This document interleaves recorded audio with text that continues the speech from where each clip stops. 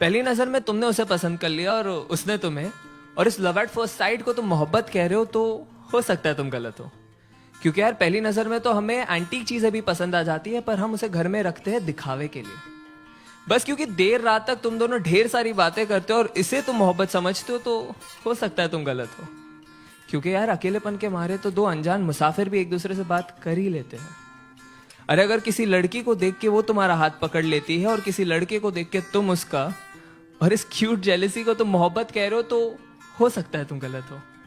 क्योंकि यार परिंदों को पकड़ा जाता है पिंजरों में कैद करने के लिए, उन्हें आजाद करने के लिए नहीं। बस क्योंकि अब तुम दोनों एक दूसरे की बातों को समझ पा रहे हो और इसे तुम मोहब्बत कहते हो, तो हो सकता है तुम गलत हो।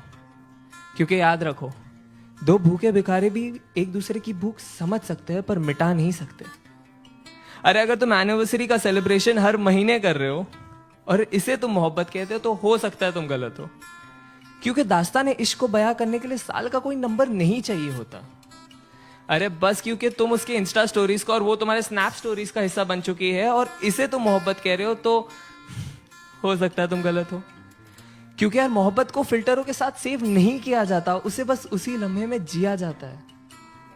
हाँ लेकिन अगर जिस्मों में उलझने से पहले तुम उसकी जुल्फों में उलझना चाहते हो, अगर वो बेखौफ अपना बचपना तुम्हारे सामने जाया कर देती है, अगर उसके कपड़ों के बेपर्दा होने से पहले तुम अपने सारे राज उसके सामने खोल दिए और उसने भी अपने सारे डर का जिक्र तुम्हारे सामने कर दिया है, अगर उसका हर आंसू तुम्हारे ही कमीज पे बहता हो और तुम्हारे मुस्कान की वजह उसकी नादानियां ही हो, तो शायद नहीं यार यही प्यार है। और अगर ये प्यार तुम्हें मिल गया है तो इसे पकड़ लो, जकड़ लो, गले लगा लो और जहां मौका मिले बस इसे कहते रहो कि तुम इससे कितना प्यार करते हो।